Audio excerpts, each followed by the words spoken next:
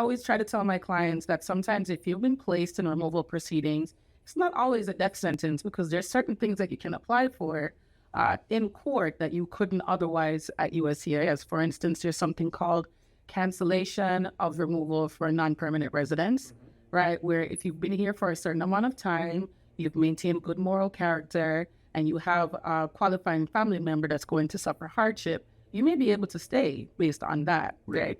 So that's one of my favorite ones to use. Also, VAWA. Yes. Mm-hmm.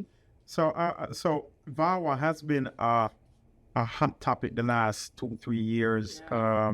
President Biden has expanded the VAWA laws and how you can be eligible for VAWA. So typically with a VAWA, what is required, so VAWA stands for Violence Against Women's Act. Originally, it was to protect women who are immigrants who got married to United States citizens, but then now they're suffering abuse and they didn't get their petition. However, it was expanded to cover men and different types of abuse. It's no longer only physical abuse, but it's also psychological, emotional, or even if you have a spouse that is using your immigration status against you.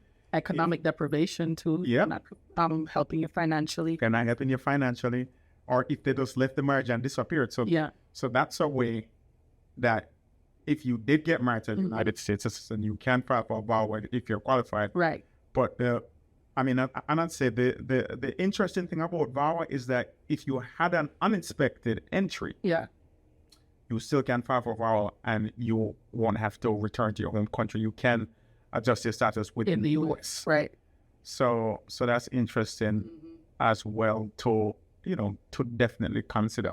And that's also another reason why you need to discuss your options with a lawyer. Because yes, the rule is the rule, right?